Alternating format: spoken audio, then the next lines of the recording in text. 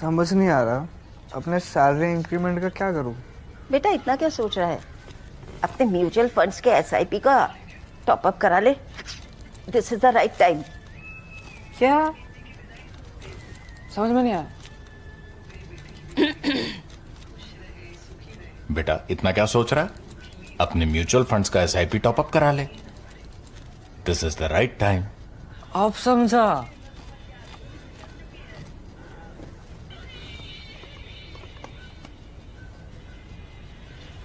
Mutual fund investments are subject to market risks. Read all scheme-related documents carefully.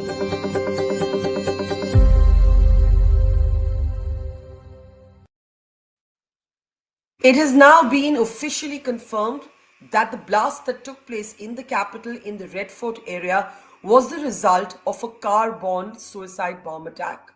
In the meantime, there have been almost unbearable images of grief and loss from the Kashmir Valley, where the explosives that were first seized from Haryana as the Jammu and Kashmir police uncovered the Faridabad terror module went off accidentally, say the Kashmir police, at Naugam, the police station, the area where the plot to target Delhi and other cities of India were first uncovered. It is a chilling reminder of the kind of damage these explosives, 3,000 kilos of ammonium nitrate, could have inflicted on all of us and the cities of India. There are questions that are being asked and must be asked as to whether it was really necessary for the explosives seized to be carried back in a car all the way from Haryana to Naugam in the Kashmir Valley. These are the heartbreaking images of little children whose fathers will now never come home. On the other hand, India is confronted with a new kind of terror, or an old kind of terror in a new package, a doctor's terror module. The NIA, as I mentioned, has confirmed that a car borne suicide bomber was responsible for the Red Fort blast, and that the aim was not to stop with Delhi but to target multiple other cities. The explosives that have gone off in the Kashmir Valley, albeit by accident, are a reminder of the kind of damage that this terror module could have inflicted. Let me introduce our guest today to look at the new security challenges before India and all the questions thrown up by these developments. This, even as we must take a look at what's going on in our bordering countries. Pakistan, where a constitutional amendment has made Asim Munir even more powerful, and Bangladesh, where there is turmoil after Sheikh Hasina has been sentenced to death by a local court. Remember, Sheikh Hasina, of course, is still in exile in India. I want to introduce our guest now, Tavleen Singh, veteran journalist, author, columnist, is with us. Good to see you, Tavleen. Also joining us is military veteran, former general officer commanding of the 15th Corps, has been on the ground in Kashmir through some of its worst years, General Atta Hasnain. Always a pleasure, sir. And also joining us is top cop and somebody who has, of course, also been in the intelligence bureau at a key position, Yashovardhan Azad. Welcome, everybody. Mr. Azad, if I may start with you. You know, we will, of course, turn our attention to the fact that it is now confirmed that the man in the car in the Red Fort area, Dr. Umar Muhammad Nabi, was a suicide bomber. Initially, there was a suggestion that this could have been an accidental detonation, but a statement released over the weekend by the NIA says that he was indeed someone who was on a suicide mission. He had an accomplice. That accomplice has also been taken into custody. And I'll come to all of that in a moment. But I think as we look at the heartbreaking images out of the Kashmir Valley, many people would want to understand, was it really necessary for these explosives to be carried car-borne all the way to Naugam police station, where now you have coffin after coffin, as these explosives went off while being examined by policemen, by officials, by a tailor. I mean, the damage has been devastating. And while this is not the result of a targeted terror attack, it is a reminder of what this hundreds of kilos of ammonium nitrate seized could have done to the rest of India. Was this necessary, Mr. Azad? I mean, are you able to make sense of it? Well, I really don't know, because the NIA takes up all the terrorism cases, And I suppose all these cases would have been transferred to the NIA. NIA has a special court also. So I don't understand, unless, there is a case registered in Naugam, and the samples have to be matched, whether it belongs, but there was some seizure over there and there was a massive seizure here, so there might have been but I don't see the necessity, because this could have been examined by the FSL experts over here, and even that could have been examined and the court would have been informed. So I really don't know what was the need for here. And the other thing is the most troublesome aspect is the way it was being examined, because ammonium nitrate can blast itself when there is a lot of heat. Obviously there's no heat in Jammu and Kashmir, or it is compressed, or there is a kind of a friction. So obviously there's some loose handling of it. I mean, I'm happy that it has been mentioned that it was not a case of terrorism, but the point is this is no happiness because of the damage it has inflicted. So I do understand that perhaps there was no reason to take this over there, and not also by a car in such a tortuous process. So you don't believe that that there's any protocol or legal requirement for these explosives that were seized in Haryana to have been ferried by car? Think of it, ferried by car all the way to the police station, where an alert police officer, an SHO, had first actually spotted Jaish-e-Mohammed posters that led to the unraveling. When I asked officials, why did this happen, nobody could give a very clear answer, and they suggested that there was a legal requirement that a case had to be registered in the police station where this plot was uncovered. No, so that's exactly what I'm saying. Unless there is some separate case which has been registered in Naugam, and some ammonium nitrate was seized there, perhaps they want to make out that it was a part of this, sample which they had seized here. Otherwise, if all the cases of terrorism anyway is bunched up together and taken up by the NIA, then perhaps it should all be examined at one particular place. So obviously, I mean, the government should come out and state very clearly why it was taken over there. I think that's a very, very legitimate question to ask.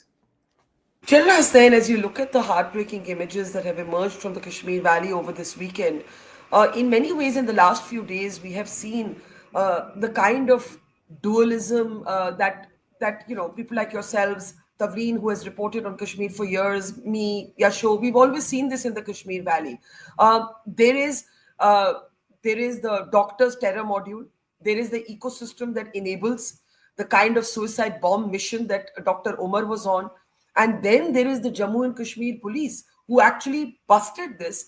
And many of these policemen have now paid with their lives alongside administrative officials of the Kashmir administration, a tailor, little children have lost their fathers, the sight of those coffins lined up and their fellow policemen breaking down. It's been really difficult to see. Tell us then. No doubt, Barkha, there's no doubt about it. And as a long-time observer of the Jammu and Kashmir police, and one who has served with them repeatedly in different positions in Kashmir, I can vouch for one thing, and that is the utter total professionalism of this force.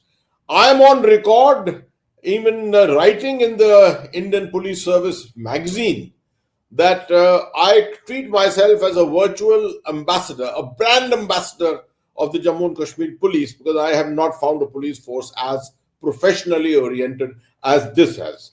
Now, as far as this particular issue is concerned of the carriage of these explosives, Barkha, actually, this very famous statement, it does not happen till it happens.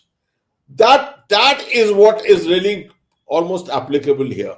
Really, it's an innocuous thing. If you ask any generalist person who's looking at explosives, he will tell you explosives, I know ammonium nitrate is a little sensitive, but by and large, explosives by themselves are nothing but almost as good as talcum powder.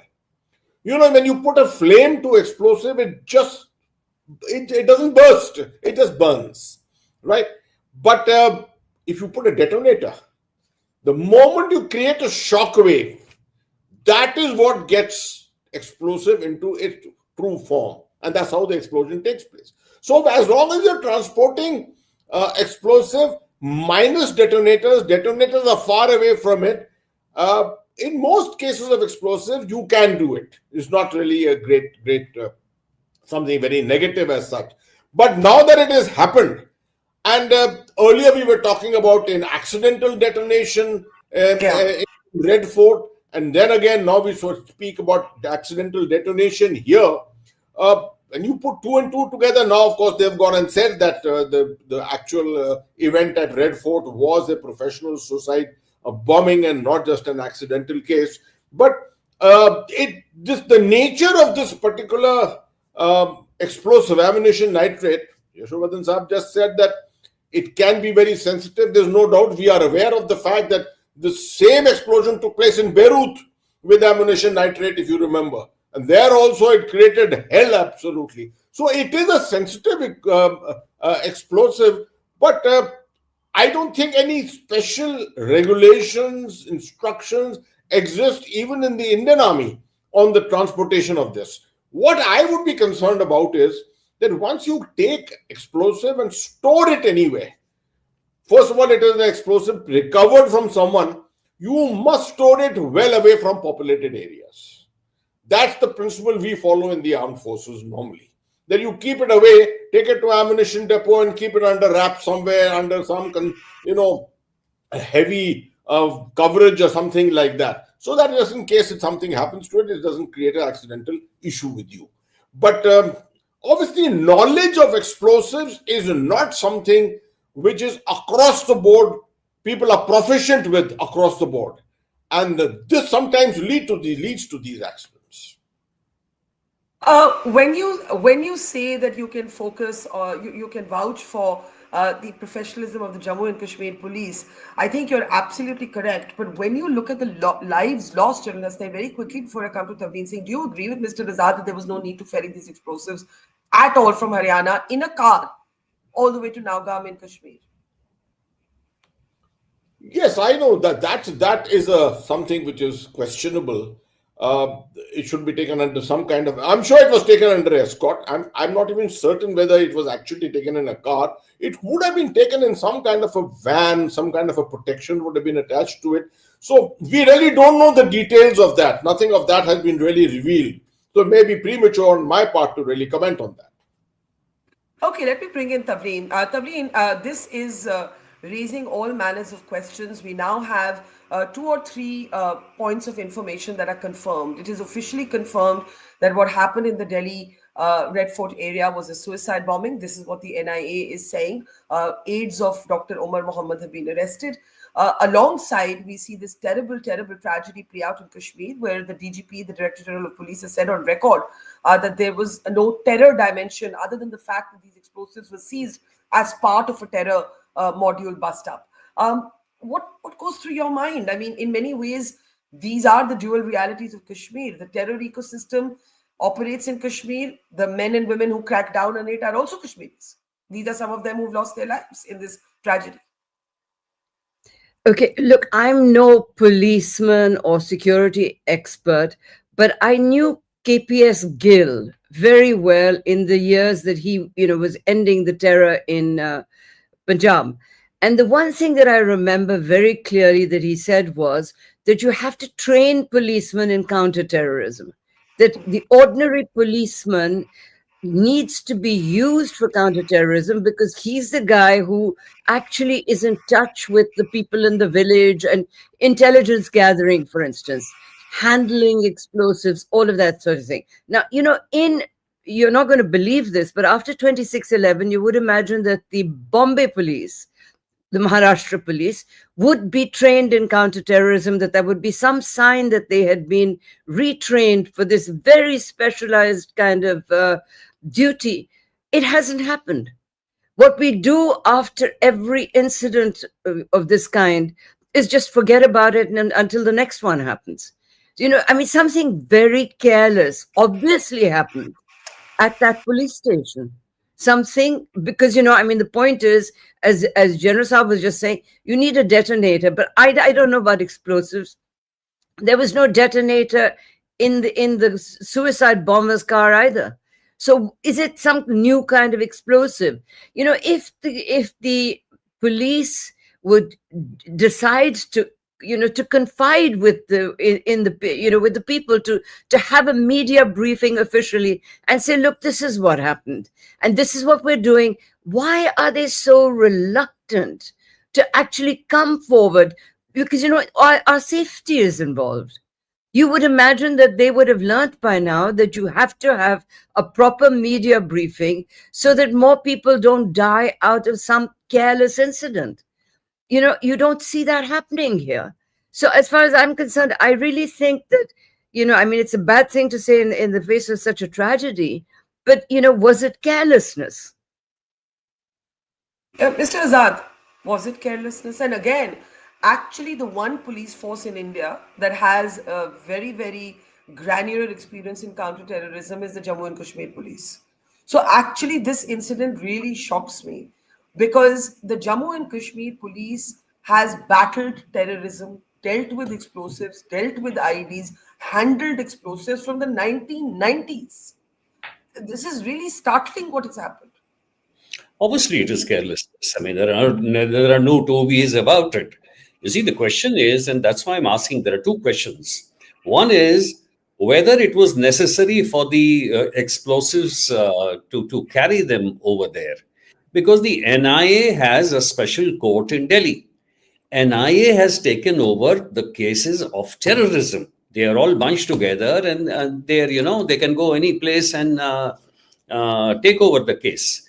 Now, if it was here and 2,900 kgs were here, then all you needed was the top FSL experts to come and examine that it is ammonium nitrate, and you have to do the give the evidence that it was seized from that particular place, and then link it to that, and then give it to the court whenever it is required.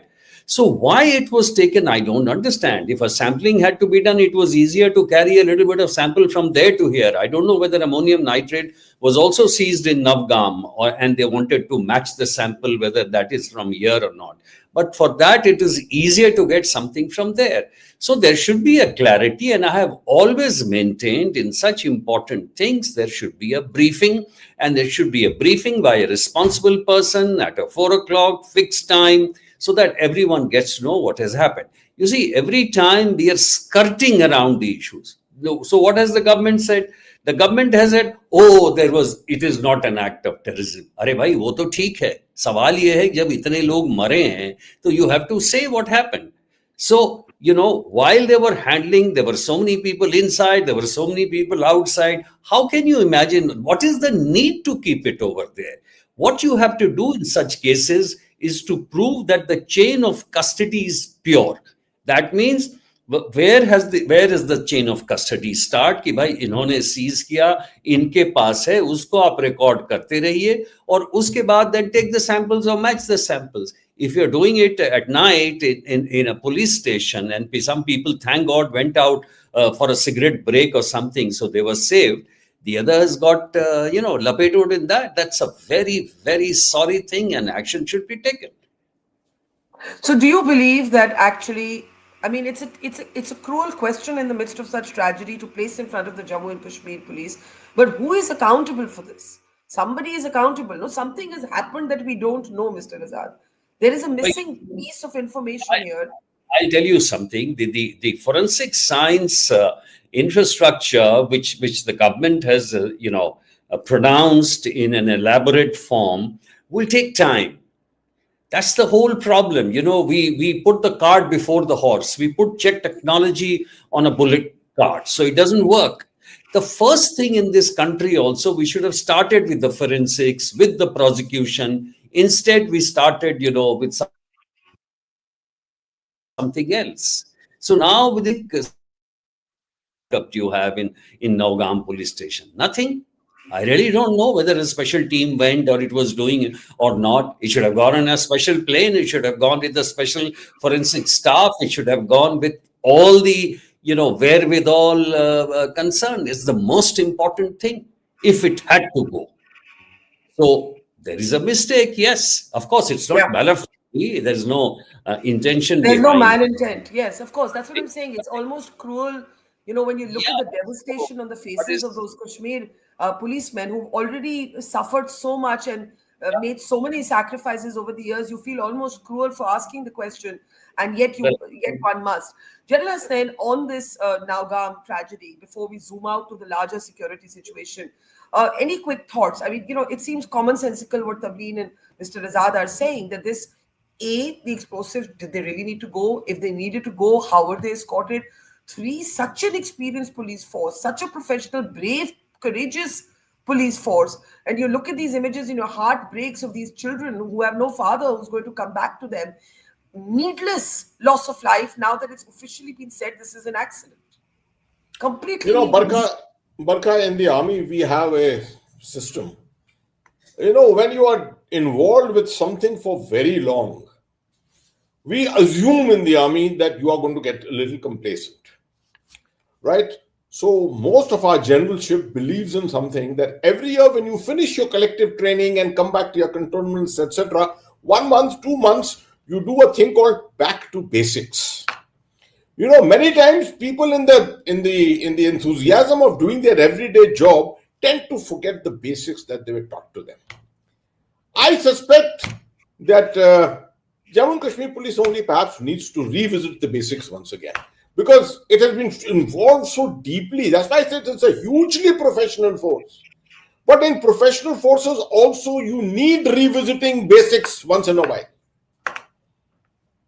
Yeah, it's sad but true, I guess. Or a very professional, very experienced force, somebody or something. There is a gap in information. We don't actually properly know how and why this happened.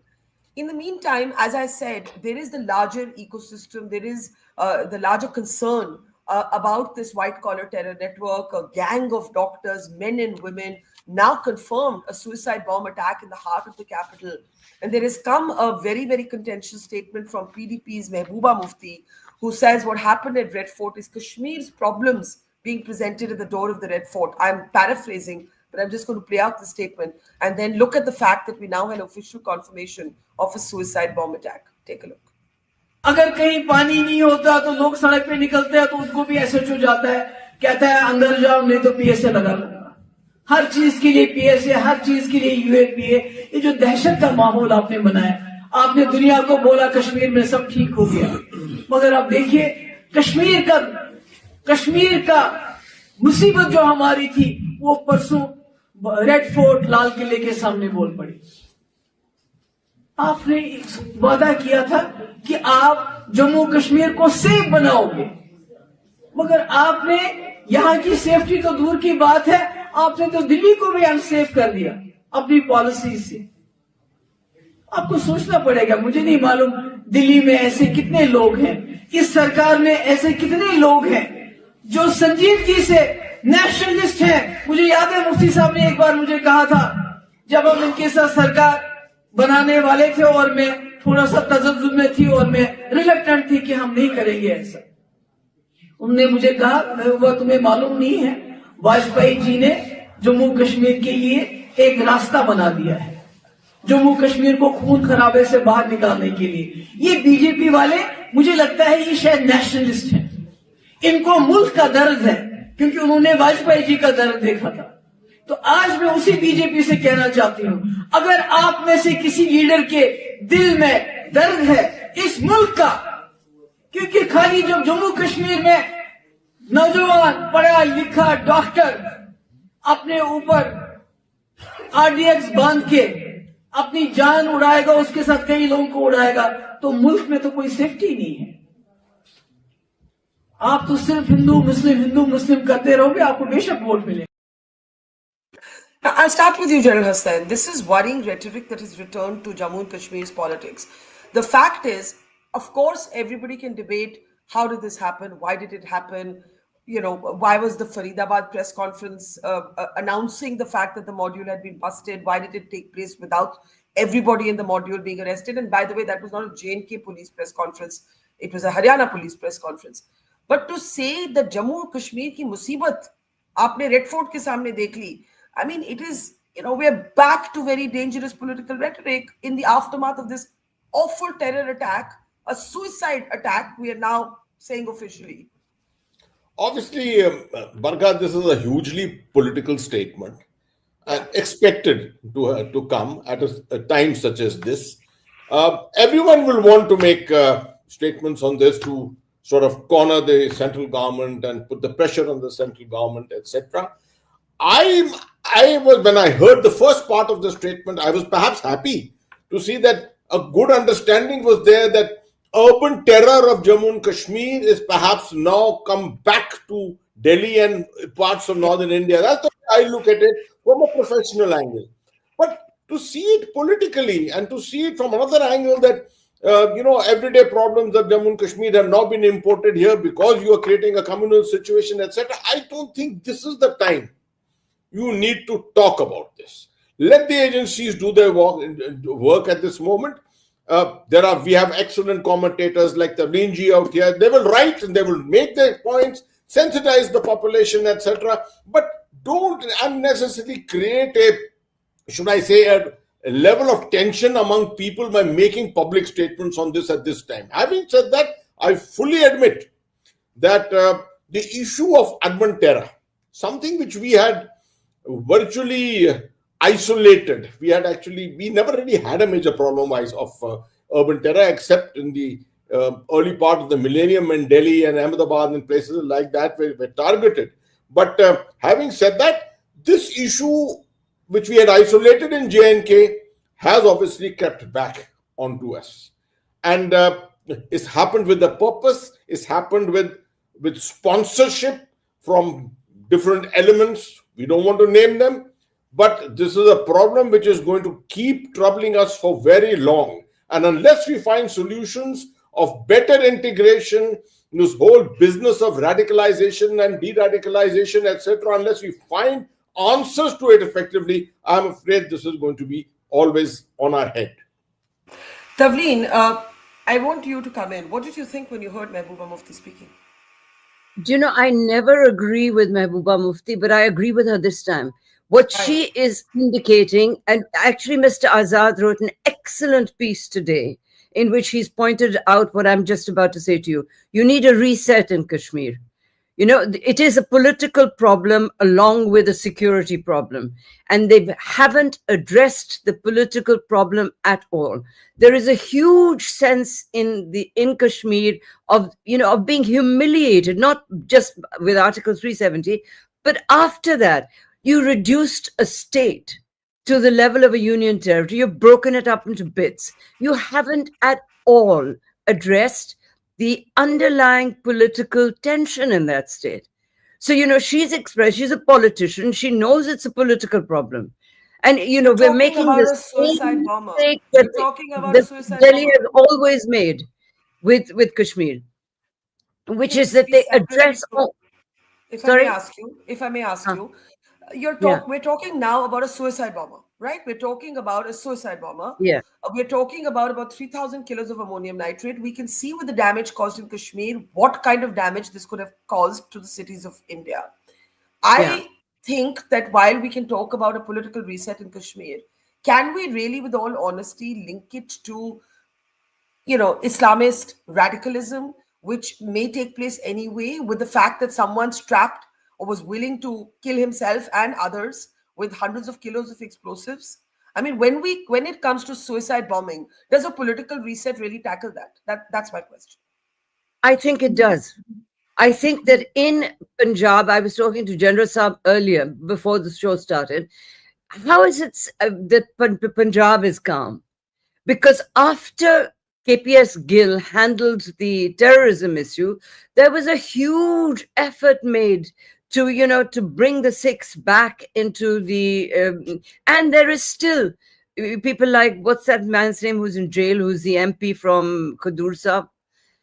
Anant B. Not... Amritpal. Yeah, exactly. So it still exists. It's not easy to erase decades of violence. It isn't easy. And you've got to do it with some outreach, with the politicians in Kashmir, with young people in the universities, in the schools. You've got to show that you care about Kashmir, that it's not just some little state that you want to grind under a jackboot. And I'm sorry to say this, but that is what this government has been doing. There's been a lot of boastful thing about, oh, we've ended Kashmir's problems. Now Kashmir is perfectly happy. Well, if Can I say something? Can I say right? something? Can I ask you something before I go to Mr. Azad, whose column that you referred to is on our screen? Do you know that with what has happened, the space or the window to talk about a political reset in Kashmir has shrunk further, right? Because any government needs political support for any sort of peace initiative, dialogue initiative. The rest of India is seeing two images out of Kashmir. One is these men and women who have paid with their lives in handling these explosives carelessly, albeit, but they have yet died in the line of duty. And they have often done that. But on the other hand, they are seeing these utterly radicalized doctors who procured hundreds of, close to 3,000 kilos of explosives in a bid to blow up the cities of India. You tell me, Tavleen, can there be right now political support from the people of India for this reset? We're not talking about the people of India. We're talking about what the government needs to start doing. We're not, we're not going to take a referendum on whether we should have a political dialogue in Kashmir. We're not going to, do that. Of course, the people of India are, not going to support that. But, I'm old enough to remember that they've never supported Kashmir. I can remember when we were children, we used to go to Gulmarg, and everywhere we went, and they would say, "Ye aap India se aaye hain," and we used to get really pissed off. And most Indians would go to Kashmir and come back really hating Kashmiris. So this is an old story. Oh, hum, mufat mein inko chawal de rahe hain, ye kar rahe hain, wo kar rahe hain, aur ye, bewafa, badzat Kashmiri. I've heard that since I was a child. So there's never going to be a right moment. We have to think in terms of India's security, and India's security relies on peace in Kashmir at the moment. Okay. So, stop the bragging about how good things are and get on with some sort of reset. Ask Mr. Azad. He did a very excellent piece. Ask him. Okay, the piece is on the screen. A catastrophe averted by a hair's breadth, a long road ahead, right?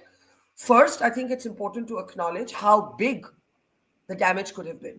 I think there isn't full realization in the rest of in our country outside of Delhi what we have just averted, right? So I think we need to acknowledge that and then describe or define the long road. Yes, first of all, let me, thank Tavleen ji for talking about my article. And actually what she's talking about is the counter-terrorism approach. And that's exactly what I insist upon. That, one of the reasons why General Hasnain has been so successful, because he's not just a mortar firing general. I mean, he has taken all aspects of counter-terrorism, counter-insurgency into account while he was the corps commander over there. So the question of, integrating youth is extremely important. Now, I'll just take a minute to say these small things. What is intelligence? Intelligence is something you pick up from the ground. Intelligence is basically voices of the people. Now, if you have an elected government, I mean, in a democracy, it's incumbent upon you that you do it. It is incumbent that when you're fighting terrorism, the security command has to be under the elected representative.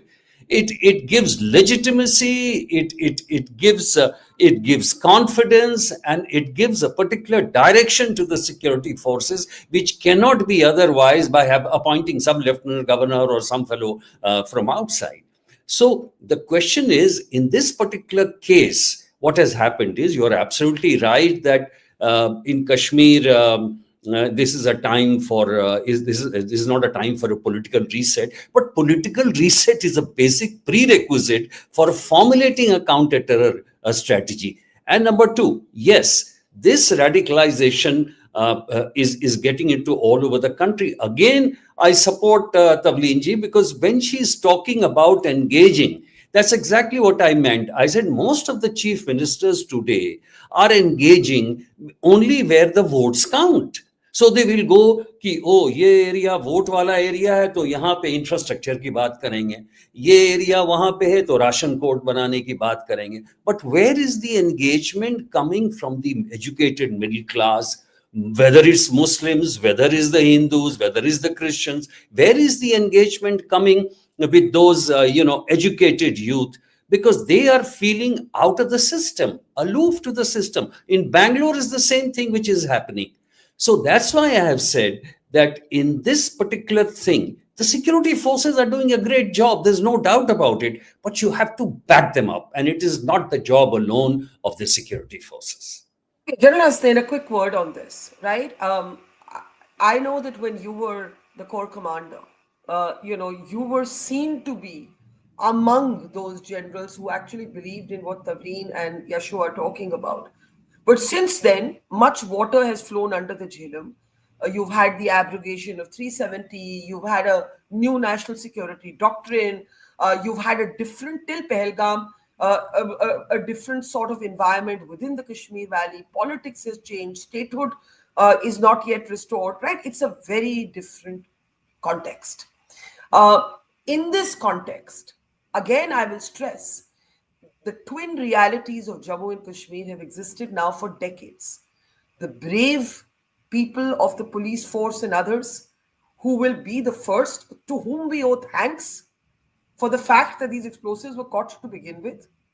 And then the radical, young, educated, white-collar sort of Islamist who believes that he is willing to not just kill, but kill himself in the process. So, in this time, in this moment, can there be a political reset? Thank you, Barkha. Yeah, I think you are addressing a very, very complex issue here. And I agree entirely with Tavleen ji and with Yasho Sahab.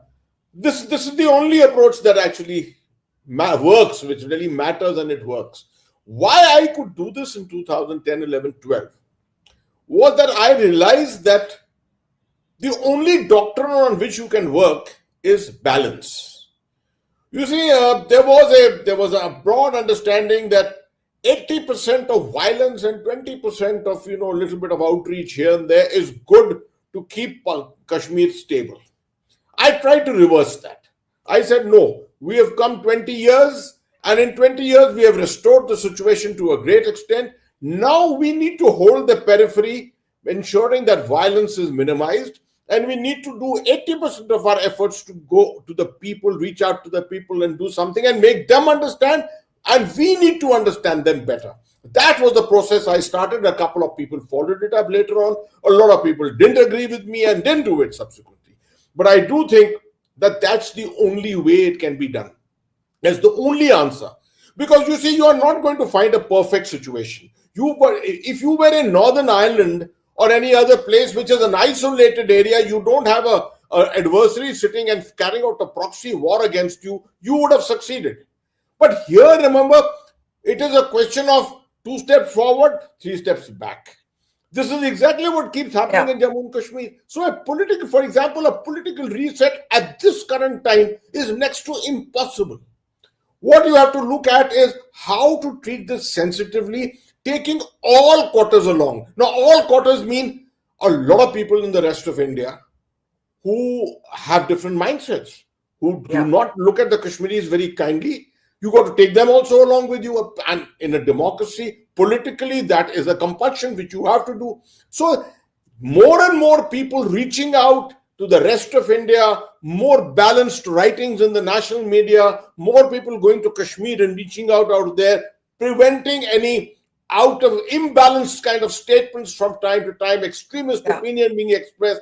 I was very happy to see that the government of India and the opposition have both made no major statements on this. I agree. Issue. I agree. It's been quite. It's been very, very balanced. This is the first time after long that I'm seeing in the political environment, no efforts have been made to vitiate. That is why I said I don't agree with Mehbooba Muftiji at the moment. Otherwise, she follows a good political kind of a system as such. But in this context, I don't think this is the right time to speak about this. When you are up against such challenging times, such sensitive times, you have to hold back, prevent saying all this, and wait for better times to come. That will be the better kind of environment approach that you have. Okay, very quickly before we take last comments, and I also want to play out a new statement from the Army Chief. One comment from one of our viewers, Prasad. Barkha, after 35 years of turmoil, it's been an interesting 6 years since doing away with Article 370. It's been too quiet and too good to be true, since till Pahalgam, of course. Still waters run deep.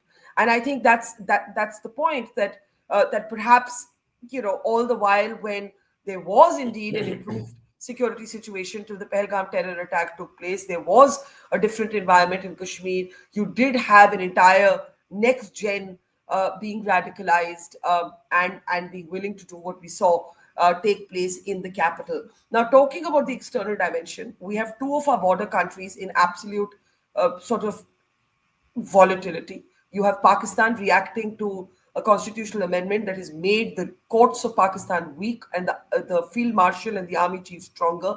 And you have Bangladesh in turmoil after a court has actually said that Sheikh Hasina, who's in India, should be sentenced to death. In the midst of this, we have a new statement from the army chief, talking to at a public event with Gaurav Arya, Major Gaurav Arya earlier. Take a look. तो आपका assessment क्या है, इसके जो results रहे उसका आकलन क्या है? और सिंदूर 1.0 अगर मैं कहूँ 1.0, तो देखिए, मैं तो ये कहना चाहूँगा कि मूवी शुरू भी नहीं हुई थी, सिर्फ एक ट्रेलर दिखाया गया था और ट्रेलर के बाद 88 घंटे में वो ट्रेलर ख़त्म हो गया था।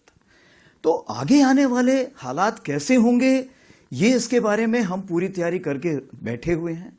और अगर कोई ऐसा हमें मौका देता है पाकिस्तान, तो हम उसको भरपूर एक शिक्षा प्रदान करना चाहेंगे उसको कि कैसे एक जिम्मेवार नेशन को अपने पड़ोसियों से बिहेव करना चाहिए। तो अगर हम एक ऑनगोइंग ऑपरेशन की बात करते हैं तो इंडियन आर्मी उन चैलेंजेस के लिए हमेशा तैयार है। देखिए, जब कोई भी ऑपरेशन होता है उससे कुछ ना कुछ हम शिक्षा ग्रहण कर सकते हैं। तो इस ऑपरेशन में भी हमने कुछ शिक्षा ग्रहण की। जैसे सबसे पहले तो हमने ये लेसन प्राप्त किया कि इसमें सबसे पहले चीज ये है कि जो डिसीजन मेकिंग है या जो आपने निर्णय लेना है उसके लिए समय बहुत कम है, और निर्णय आपको हर लेवल पे लेना पड़ेगा। क्या आप यहां पे निर्णय ले और फिर नीचे पास करें, नहीं हो सकता। तो हर लेवल पे, हर स्तर पे लोगों को समय के हिसाब से तैयारी करनी पड़ेगी और एक्शन लेने पड़ेंगे, कार्रवाई करनी पड़ेगी। दूसरी चीज, Okay, let's take last comments. We are in a situation. I'll start with you, Mr. Azad. There is tension and anxiety at home with what's happened in Delhi, in Kashmir, in Faridabad. You now have 2,000 Kashmiris actually being questioned by the Faridabad police. And the fact is that what this Dr. Umar and gang have done is a complete betrayal of their own people. Because now what's happened is people are going to worry about, is there another Al-Falah next door to me? What are these universities? Everybody's going to be questioned. They have done an absolute. They have placed their own people really in the line of scrutiny, right? So on the one hand, you have that. And on the other hand, you have a rising graph for the power of the military in Pakistan and unrest in Bangladesh. And both of these are countries where obviously with Pakistan there's antipathy, and with this Bangladesh there is tension. Talk a little bit about the security challenges right now. Well, security challenges are huge. There's no doubt about it. And this is a warning. This is a warning signal. Huge radicalization which we face from the doctors. But I would, if I were to suggest to them 3 things categorically: go about investigation very, very clinically. We've got the leads, we've got everything. This should be pursued to its logical end. Number 2, the very fact that you have 2 hostile neighbors, if you are reaching out to all parts of the country, more the reason why you should reach out to Kashmir, because Kashmir is the most important factor about terrorism. Even the Naxali insurgency is going, and is going to go in the 3 months. So I would still insist that the political reset is a must in Kashmir. You must give the CM the statehood, the command of the security structure, and you will perform much better. Number three, as far as the borders are concerned, I think the army is doing a great job. Our paramilitary who are backing them are also doing a great job. I don't see much of a threat coming from Pakistan and from Bangladesh. The security part is how much of Bangladesh can be able to, say, give a kind of a sinecure to some of those insurgents from the northeast, which General and I know very, very well their capacity with what was happening in Myanmar, what was happening in Bangladesh. That I'm sure the intelligence agencies and the army is taking care of. Tavleen? Hang on, Tavleen. I can't hear. Start again. Yeah, now I can. Yeah. No, I was saying that I actually was very shocked by the army chief making this kind of threat. You know, in the army, usually there's a certain, dignity in the Indian army. You don't threaten a neighboring country by saying, that you have just seen a trailer. This is not a Bollywood film. Okay. You've abhi to trailer hi dekha hai, vagera, vagera. No, you want to be higher. You've got to be bigger than Pakistan and Bangladesh. India is bigger, and you cannot fight it by coming down to their level and making these kind of reckless statements. You think Mehbooba was reckless? The army chief has been very reckless. And he shouldn't have question. He's responding to a question. Huh? He's responding to a question. Firstly, nevertheless, what has he said? We can, we are going to do this. You don't have to say that. We are ready. India is always ready. The Indian army is always ready to protect our borders. That's all you need to say. Not hum ab dikhayenge and all that sort of thing, I was really horrified by that statement. General Hasnain, let me give you the last word. I think it's always sort of a prickly conversation when a military chief is asked a question and says, look, Operation Sindoor hasn't been declared over. This was a prelude. If Pakistan messes with us, the full force, I think what I read in that statement was the full force of our fury will be unleashed if Pakistan provokes us. Tavleen did not find it appropriate. I don't know what Mr. Azad, were you trying to say something before I give General Hasnain the last word? Yes, can we unmute Mr. Azad? You see, Tavleen ji has got one second, General Hasnain. Yeah, sure, Azad's trying to say something and then I'll give you the last word. I'm very happy Tavleen ji mentioned this because, using word like Siksha Dena, lesson Dena, you're a commander of a big country. And that's what I said. Pakistan is no competition to us. All the time, every day, I would say, don't even reply to them in UN. Just ignore them. Do your work quietly, systematically. Don't make any claims. Don't shout. Don't use muscular approach, this approach. Keep quiet, do your work. Okay. Let me give General Hasnain the last word with just saying that actually with the military speaking in public, there is a section like you and Tavleen who'll say this was inappropriate. If he had been more muted in his response, there will be another section that'll say, look at how Pakistan provokes us. Aap to jawab bhi nahi dete. Aap to bas aise polite rehte hain. So anyway, as an army man, I'll give General Hasnain the last word on this. Well, frankly, Barkha, as you very correctly assessed yourself, is personality oriented. No one expects the institution of the chief of the army staff to come forward and make a statement of this kind. It's personality based. If you wish to do it, you want to sound more bombastic, etc. It's a part of your personality, you do it. Otherwise, you avoid. But obviously, you should respect the sentiments of the institution which you represent. That's the very, very important thing. Yes. Having said that, I would, on the various comments made on the security environment, I would say reaching out to Kashmir is a very, very important thing, which Jaish-e-Mohammed Saab just said. I would also then add, keep your powder dry. And that's the statement I would have made if I was speaking on behalf of the Indian Armed Forces. I would also say, infuse confidence in the nation. I would make sure that what I'm saying would infuse confidence in the nation and tell them that we are absolutely prepared. That's exactly the word which Jaish-e-Mohammed Saab also just said. And at the end, I would say, consider all angles, but don't get obsessed with anything. That's when you look at Bangladesh and Pakistan. Yeah, absolutely, these are threats. Threats are from different directions. There are threats which we cannot even ascertain at the moment. but don't get obsessed with them. The moment you get obsessed with threats, then you tie yourselves in knots. All right. I think we can all agree on that last closing remark, so we leave it there. These are volatile times. I do believe that India is faced with multiple security challenges at this point, inside and externally, both. And it's an unpredictable time. We haven't heard from our friend in the United States of America for a while. We've been distracted with our own issues. That is only adding to the geopolitical volatility. Thank you very much.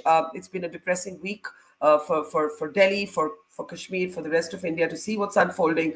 And I don't know, my heart just goes out to the families of all those who were killed in Delhi and accidentally lost their lives, but still in the line of duty in the Kashmir Valley. Thank you, Yashwardhan Azad, General Hasnain, Tavleen Singh. Always a pleasure. Thank you to our audience. See you tomorrow.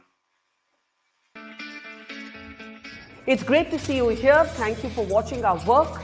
If you haven't subscribed yet, don't forget to click the bell icon and subscribe to Mojo Story and support independent, robust journalism.